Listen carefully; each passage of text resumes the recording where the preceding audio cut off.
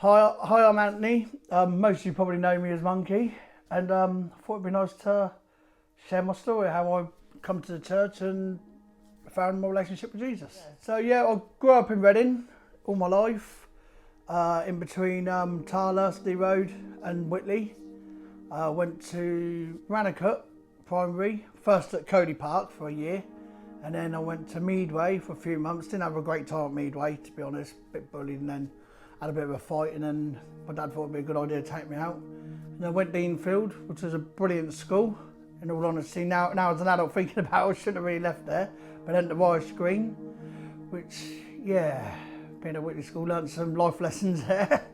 And then obviously got into my later teens and, as you say, started playing up a bit, you know.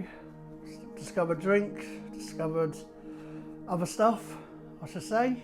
And and then I've become a right partier. I was really into my raves, illegal raves, and going out clubbing at like 14, 15. I was the guy selling the fake IDs outside, like college cards and things like that.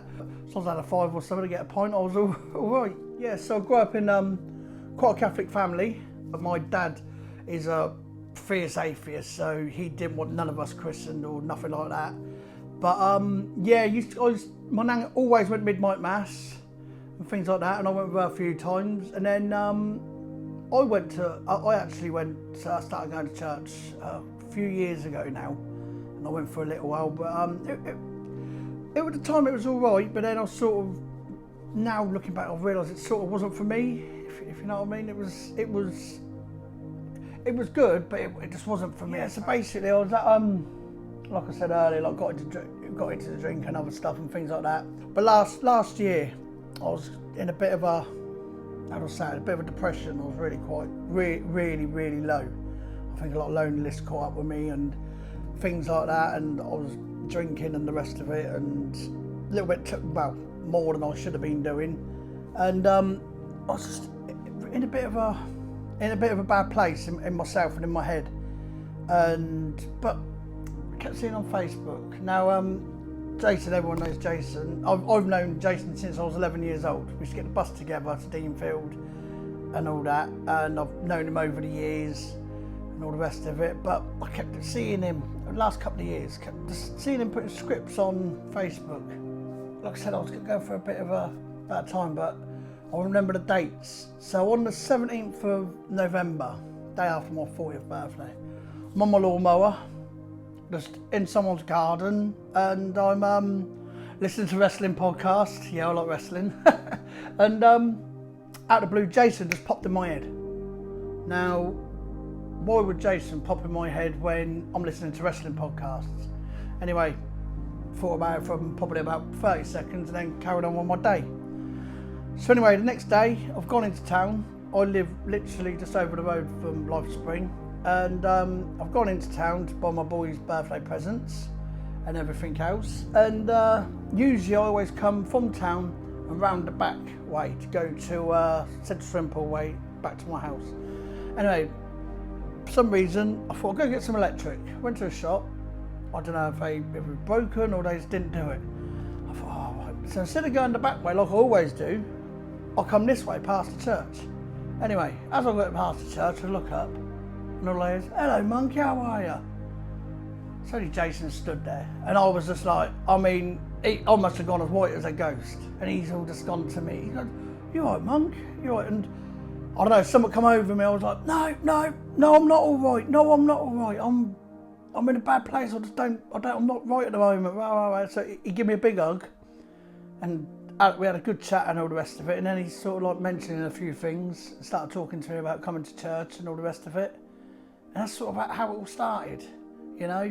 And now this is what I was going to go back to. And then thinking about it, like when I was seeing the scripts for the last couple of years, I think that was like sort of like Jesus. Now I'm thinking about Jesus putting his hand out to me, but at them times I wasn't ready to take his hand.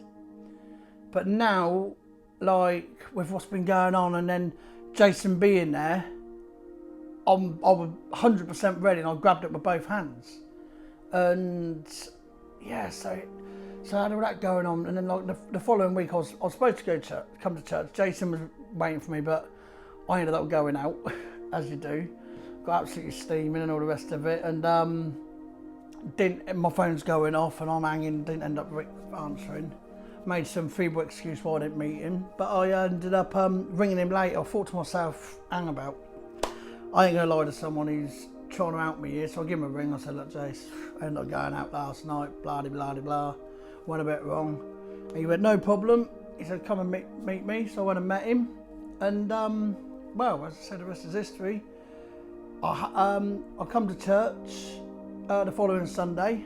The last time I had a drink or anything else was the 4th of December, and I've got to be honest, it's just like my whole life feels like it's just changed.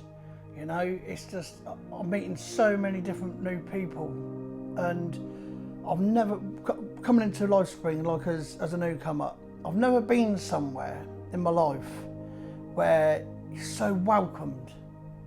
And it's like, so the following week, Jason wasn't able to make it because I think he was working or something like that. So James Dawson met me. So I come in with James at the day, and I know it's just like, I'll be honest, I was all looking around, watching everybody, and I was a bit like, oh. But by the end of it, I was like, I like it here. I thought, do you know what, I'm going to come back. So the following week, I come back, and I always remember coming in, and I was sat on a chair on my own.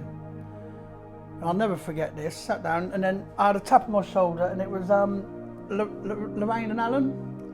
And they've come up and introduced themselves to me, and they said, oh no, we won't have that, you sitting on your own. And they've come over and sat me next to them. So that was another thing I was thinking, yeah, I like it here. I do, I like it here. Look at these people, just didn't matter what my background was, didn't matter how I looked, didn't matter, you know what I mean, I'll probably turn up in a tracksuit, that didn't matter to anyone. It was just, hello, how are you doing?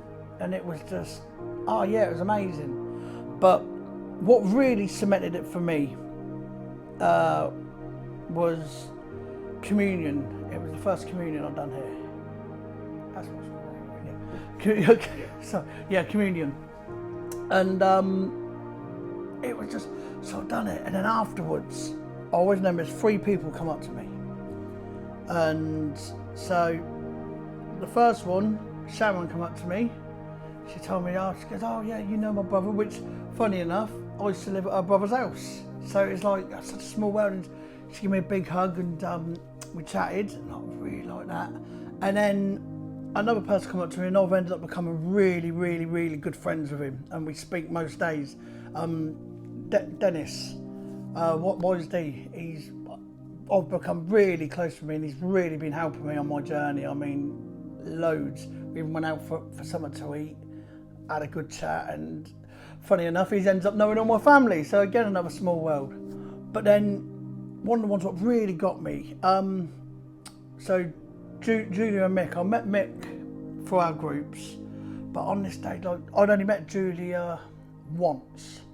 I think that was at the Christmas carols. James, you introduced me, and I just remember her coming up to me with a bit of bread, and she just hugged me, and it was like, and then I sort of like, know when you hug someone and you sort of like, and then, but she weren't letting me go, so I just, in the end, felt the hug getting tighter, and then in the end, I sort of just let all inhibitions go. I just let everything go.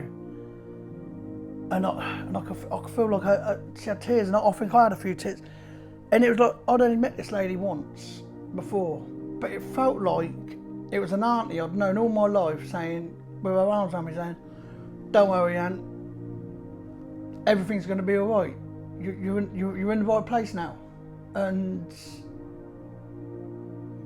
yeah, I think I actually realised I was in the right place with the right people, and I hadn't felt like that. And these last, these last like few weeks, obviously apart from my boys being born, which has been obviously the happiest, I can actually say I'm truly been happy, and I haven't felt like that in a long time. My ups and downs and things like that, but yeah, coming to LifeSpring has been, and like I said, I'm not just saying it, it's been absolutely life changing for me, and so positive. And what's a big plus is, because I have my boys most weekends, they really enjoy coming. I have my boys coming down and say, what, we're going to that church? Yep, let's go to that church. And I'm like, yep, we're going. And Ollie's made best friends with Ruben, which has really helped. And Leo's really into it, Anton's into it. Anton would come sometimes go, oh no, I don't want to go, I don't want to sit indoors. And then once we get there, no, I want to stay. So he's just be, you know, you always get the awkward one. But Leo's really learning and enjoying it. And it's nice that we're coming together, you know. And yeah, without babbling on too much, it's, yeah, I'm so glad. I was going to say that I found Livespring, but I think in reality, I think Livespring found me.